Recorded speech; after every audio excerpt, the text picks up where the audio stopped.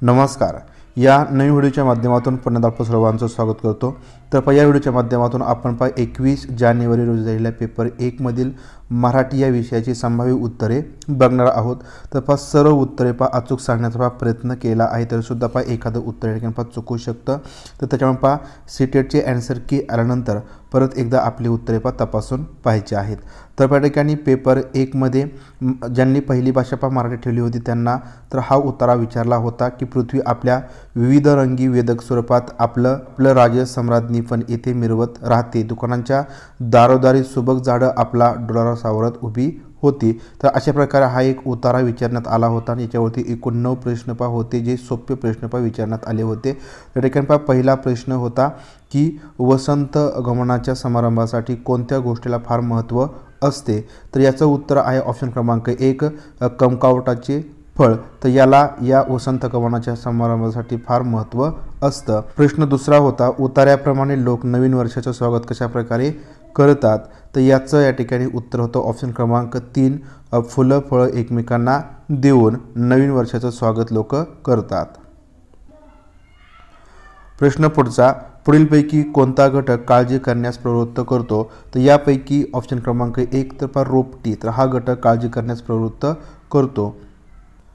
प्रश्न 4 क्रमांकाचा लेखकाने पंचतत्वाची तुलना कोणत्या गोष्टीशी केली आहे. याचं उत्तर ऑप्शन क्रमांक 4 होतं फुलांच्या पाकळ्यांशी पंचतत्वाची तुलना केली आहे. प्रश्न 5 क्रमांकाचा विशेषनाम असलेला शब्द शोधा. यापैकी ऑप्शन क्रमांक 4 मुंबई हे विशेषनाम आहे. प्रश्न पुढचा लेखकाच्या मते कोणत्या गोष्टीचा प्रतिकूल परिणाम इथल्या झाडांवर झालेला नाही. तर याचं उत्तर होतं ऑप्शन क्रमांक 2 शहरीकरणाचा कोणत्या प्रकारचा प्रतिकूल परिणाम इथल्या झाडांवरती झालेला नाही. ऑप्शन क्रमांक 2 याचं उत्तर आहे. प्रश्न पुढचा मुंबईतल्या माणसाला कोणत्या वस्तूची ओळख फक्त किराणा दुकानातून होते. याचं उत्तर ऑप्शन क्रमांक 2 तर जर्दाळूची ओळख फक्त किराणा दुकानातून होते. प्रश्न पुढचा होता पिवळे जर्दाळू नारंगी झाड यातील अधोरेखित शब्द काय आहेत. पिवळे नारंगी हे काय आहेत. तर ऑप्शन क्रमांक 4 हे गुणविशेषण आहेत. ऑप्शन क्रमांक 4 याचं उत्तर होतं. प्रश्न पुढचा होता उतार्यात लेखकाला थकलेली कोण जाणवली. यापैकी ऑप्शन क्रमांक 1 केळ ही थकलेली जाणवली.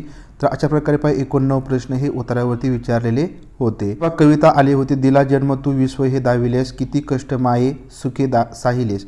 तर अशा प्रकारची ही एक कविता विचारलेली होती. याच्यावर सुद्धा प्रश्न सोपे विचारण्यात आलेले होते. तर 10 क्रमांकाचा प्रश्न या ठिकाणी विचारण्यात आला होता रुजणे रोवणे या शब्दांच्या अर्थछटा सूचित करणारा कोणता शब्द कवितेत आला आहे. तर रुजणे रुजवणे रोवणे.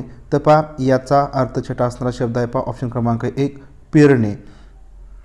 प्रश्न पुढचा होता जगण्याला आकार मिळाला म्हणून कवी कोणत्या कृतीतून तिच्याबद्दलची आत्मीयता व्यक्त करतो. तर जगण्याला आकार मिळाला म्हणून कवी यापैकी चरण वंदन करून या कृतीतून आत्मीयता व्यक्त करतो. ऑप्शन क्रमांक 2 याचं उत्तर होतं. प्रश्न पुढचा होता उमा शारदा ही कोणाची नावे आहेत. उमा शारदा ही सरस्वतीची नावे आहेत. ऑप्शन क्रमांक 1. प्रश्न पुढचा प्रस्तुत कवितेत कोणाची महती गायली आहे. तर ऑप्शन क्रमांक 1 मातेची महती गायली आहे. ऑप्शन क्रमांक 1 याचं उत्तर होतं. प्रश्न पुढचा होता कवी आपल्या जीवनाचे कोणते ध्येय सांगत आहे. तर कवी आपल्या जीवनाचं ऑप्शन क्रमांक 1 मातेच्या कीर्ती विस्ताराचे ध्येय सांगत आहे. ऑप्शन क्रमांक 1 याचं उत्तर होतं. प्रश्न पुढचा होता स्वतःच्या सफल जीवनयात्रेचे श्रेय कवी कोणाला देत आहे.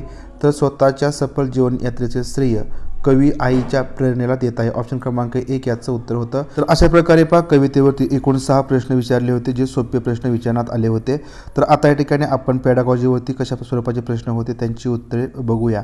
तर प्रश्न क्रमांक 16 साक्षरता आत्मसात करण्यासाठी पुढीलपैकी कोणती क्षमता विकसित केली पाहिजे.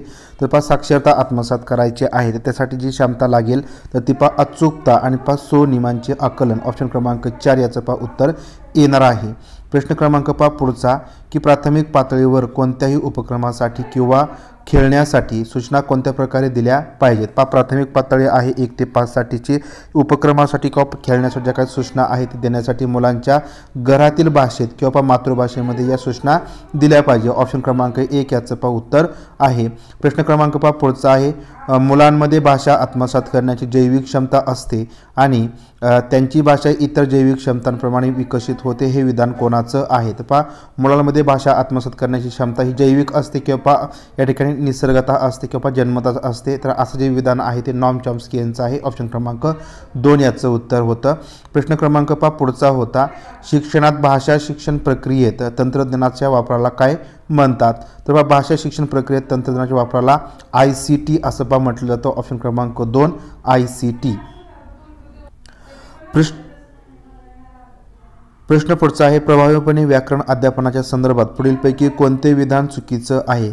तर प्रभावीपणे व्याकरण अध्यापनाच्या संदर्भात यापैकी जे काही चुकीचं विधान येणार आहे ते ऑप्शन क्रमांक 4 की कवायत करून आणि घोकून व्याकरणाचे नियम पाठ करणं. तर या ठिकाणी पाठ करणं म्हटलेलं आहे किंवा कवायत करून म्हटलं आहे.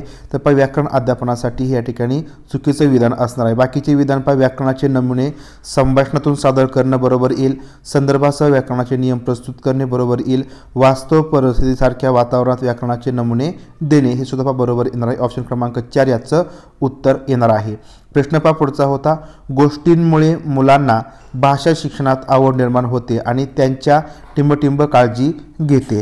तर गोष्टींमुळे मुलांमध्ये काय होतं, भाषा शिक्षणाची आवड निर्माण होते आणि त्याच्यामुळे काय होतं, तर गतिबोधन क्षमता या ठिकाणी वाढते, म्हणजे त्याची काळजी घेतली जाते. म्हणजे या ठिकाणी आपण म्हणूया की भाषा शिक्षणामध्ये जी गती आहे तर त्या ठिकाणी त्या विषयामध्ये आवड निर्माण झाल्यामुळे निर्माण होते. ऑप्शन क्रमांक 4 याचं उत्तर येणार आहे. प्रश्न क्रमांक पुढचा होता, मुले आपल्या लेखनाची सुरुवात वेगवेगळ्या खुणा करून करतात.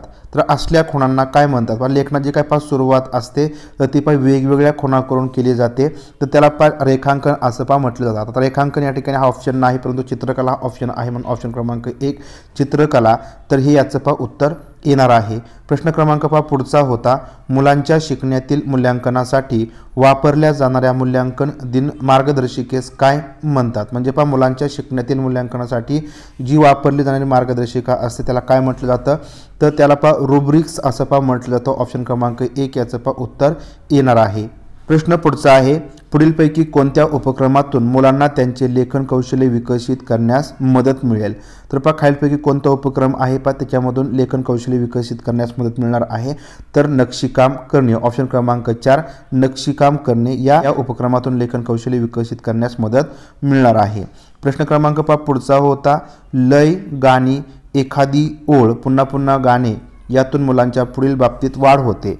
या विधानाच्या संदर्भात पुढीलपैकी कोणता पर्याय चुकीचा आहे? लय असेल, गाणी, एखादी ओळ आपण पुन्हा पुन्हा गात असतो, तर याच्यामधून कशा बाबतीमध्ये कोणत्या बाबतीमध्ये वाढ होणार आहे? तर याच्यामधून कोणत्या बाबतीत वाढ होते?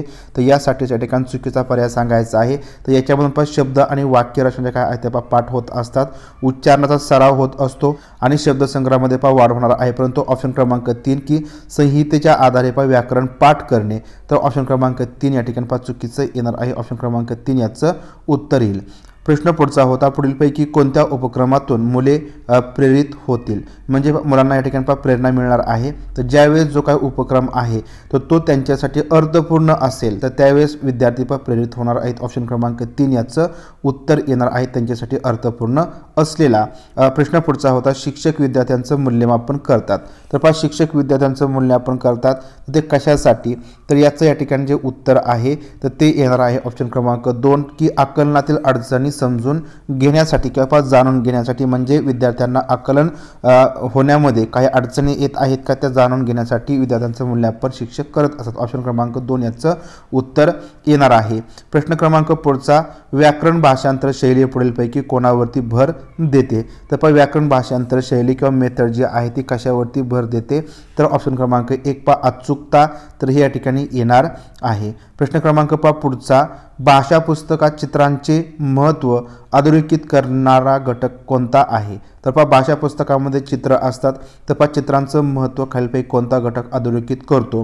तर यापैकी ऑप्शन क्रमांक 2 की चित्रांमुळे विद्यार्थ्यांना ते आपल्या अवतीभोवती जे पाहतात ऐकतात त्यांच्याशी ते सुसंगती लावत असतात. म्हणजे जे काय चित्र असतात भाषा पाठ्यपुस्तकामध्ये तर ती या ठिकाणी विद्यार्थ्यांच्या परिचयाचे असतात, ओळखीचे असतात किंवा या ठिकाणी आपण म्हणूया ते परिसरातील असतात. आणि त्याच्यामुळे जी मुलं आपल्या अवतीभोवती जे काय पाहत असतील तर त्याचा ऐकतात, त्याच्याशी या ठिकाणी ते सुसंगती लावत असतात. म्हणजे ऑप्शन क्रमांक 2 याचं उत्तर येणार आहे. प्रश्न पुढचा शेवटचा प्रश्न आहे की द्वैभाषिक विद्यार्थी अनेक वेळा बोलताना एका भाषेतील शब्द दुसऱ्या भाषेत वापरतात, तर याला काय म्हणतात? तर आता लक्षात ठेवायचं आहे की यामध्ये काय पहा द्विभाषिक विद्यार्थी आहेत, म्हणजे त्यांना पहा दोन भाषा या ठिकाणी बोलता येतात. त्याच्यामुळे या ठिकाणी बहुभाषिकत्व येणार नाही, कारण पहा दोनच भाषा आहेत. त्या ठिकाणी एका भाषेतील जो काही शब्द आहे पहा दुसऱ्या भाषेमध्ये पहा बोलला जातो, म्हणजे याला म्हटलं जातं पहा कोड स्विचिंग. म्हणजे ऑप्शन क्रमांक 1 याचं पहा उत्तर येणार आहे. पहा कोड स्विचिंग केलं जातं, म्हणजे एका भाषेतील शब्द दुसऱ्या भाषेमध्ये वापरला जातो. ऑप्शन क्रमांक 1 याचं उत्तर आहे. तर अशा प्रकारे पहा 29 प्रश्न या ठिकाणी पेपर 1 मध्ये मराठी भाषा 1 मध्ये पहा विचारलेले होते, ज्यांची संभाव्य उत्तरे आपण या ठिकाणी पहा पाहिलेली आहेत. पहा सगळ्याच प्रश्नांची उत्तरे या ठिकाणी पहा बरोबर असतील असं नाही, तर ज्यावेळेस पहा सीटेटचे आन्सर की येईल त्यावेळेस तुम्ही पुन्हा एकदा या सर्व प्रश्नांची उत्तरे पहा तपासू शकता.